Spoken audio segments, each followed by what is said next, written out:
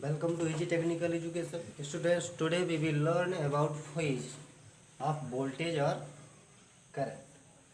Voltage और current का phase क्या होता है इसे हम आज समझेंगे।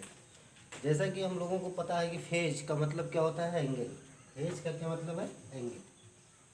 सीधा फेज मीन एंगल। अब ये होता क्या है कि फेज क्या है। फेज एक ऐसा एंगल है जो बताता है कि अल्टरनेटिंग वोल्टेज या करंट का कौन सा पार्ट रेफरेंस पॉइंट के इधर उधर हो रहा है, इसी को हम क्या बोलते हैं, फेज। इसको हम लिखेंगे कैसे, यानी कि फेज क्या है, the state of alternating current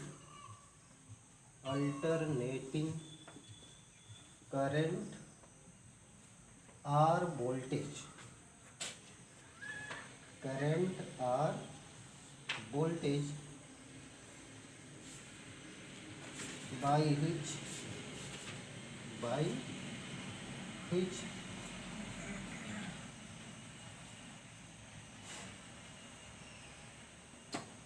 it shows which part of alternating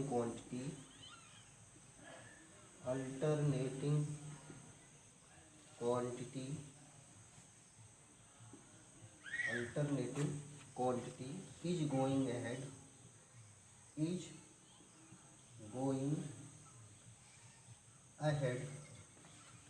from reference point,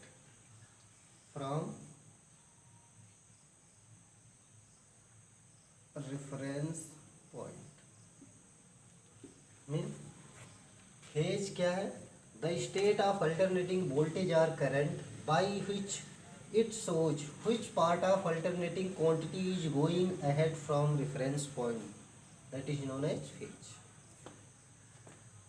mean जैसे कि आप एक ग्राफ बनाए हो वोल्टेज या करंट का, तो जैसे कि आपका ये ग्राफ है, तो ये इक्वेशन किसकी हुई, मान लीजिए वोल्टेज का है, तो इसको हम क्या बोलेंगे, ये क्या हो जाएगा, E M sine omega T. और थीटा एंगल के बाद हम फिर से अगर इसे ड्रा करें तो इसका कुछ शेप कुछ ऐसे नज़र आएगा जो डॉट डॉट लाइन से है, तो इसको हम क्या लिख पाएंगे, इस चीज़ को, यानी E M sine omega T. अब देखिए थीटा इसमें डिस्प्लेसमेंट हुआ, क्या हुआ, डिस्प्लेसमेंट, इसको हम क्या करें, माइनस थीटा। ये आपका क्या हुआ, यही है फेज। ये कितना हो रहा है फेज, इसमें फेज डिफरेंस कितने का है, थीटा का। ये चीज़ समझ में आई, इसको ओमेगा टी माइनस थीटा, इसी चीज़ को हम क्या बोलते हैं, फेज। फेज यहाँ पे क्या है, अच्छा एक चीज़ और, ये जो फेज एंगल होता है, phase difference between voltage and current, वो क्या होता है। अब देखिए जैसे वोल्टेज का है, अगर हम करंट का ग्राफ बनाएंगे तो वो भी तो ऐसे ही होता है, ये चीज़, यानी कि जहाँ पर इसकी पीक वैल्यू है वहीं पर, यानी कि सेम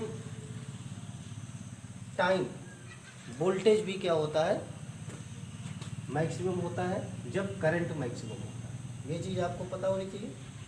तो आप लिखेंगे तो यहाँ पे देखिए, ये ऊपर वाला है ये वोल्टेज हो जाएगा और जो नीचे वाला है ये करंट हो जाएगा। अब इस कंडीशन के लिए इसको अलग से ही बना लेते हैं, नहीं तो आप लोग भूल जाओगे।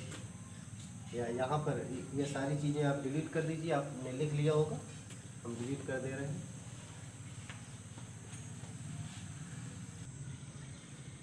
ये क्या है, आपका करंट का है और ये वोल्टेज का है। तो यहाँ पे फेज डिफरेंस क्या होगा, तो लिखिएगा, देयर इज फेज एंगल, ऐसे लिख दीजिए, phase angle between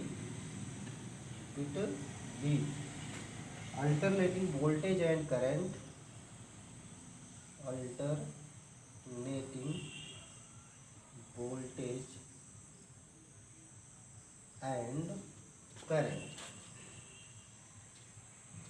is equal to zero, is equal to zero, यानी कि वोल्टेज और करंट के बीच में फेज डिफरेंस क्या होता है, जीरो।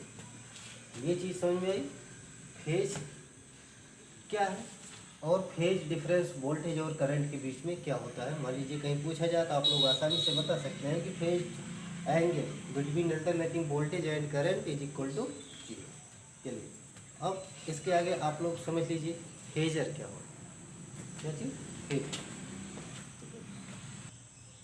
अब हम देखते हैं कि फेजर रिप्रेजेंटेशन क्या है अल्टरनेटिंग क्वांटिटी का, यानी कि अल्टरनेटिंग वोल्टेज और करंट को हम फेजर डायग्राम कैसे बनाते हैं, अल्टरनेटिंग वोल्टेज और करंट का फेजर डायग्राम। तो देखिए ये जैसे सपोज कर लीजिए कि आपका क्या है, सर्किल है और ये आपका क्या है, करंट।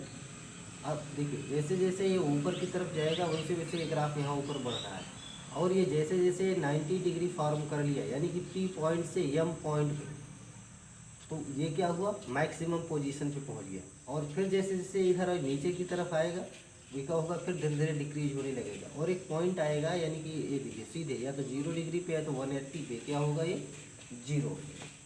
फिर धीरे धीरे क्या होगा, ये डिक्रीज होगा, फिर ऐसे फॉर्म हो जाएगा, यानी कि साइनोसॉइडल वेव फॉर्म ये मिलेगा। ये इसका क्या है, फेजर रिप्रेजेंटेशन है। तो यहाँ पर देखिए अगर आप ध्यान से देखिए तो यहाँ पर ओ पॉइंट है, ये पी है और ये एम है। तो यहाँ से देखिए आप, तो ये आपका क्या है, एक राइट एंगल ट्रायंगल बन गया।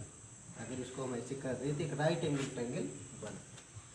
ये अब राइट एंगल ट्रायंगल में क्या होगा आपको पता है कि दिस इक्वल टू दिस, क्यों, रेडियस। क्या है, रेडियस।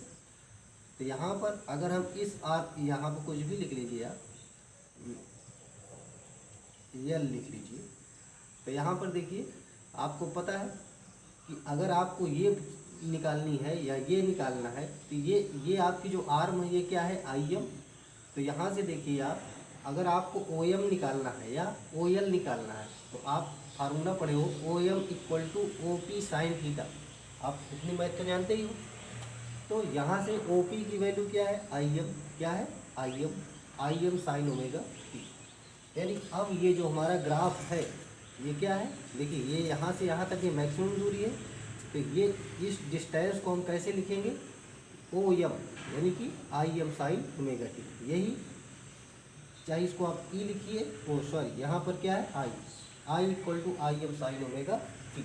ये करंट का आपका इक्वेशन है। इसे हम कैसे लिखेंगे, फेजर क्या होता है, phasor is a notation which represent a complex electrical quantity such a alternating voltage और current with a magnitude and direction.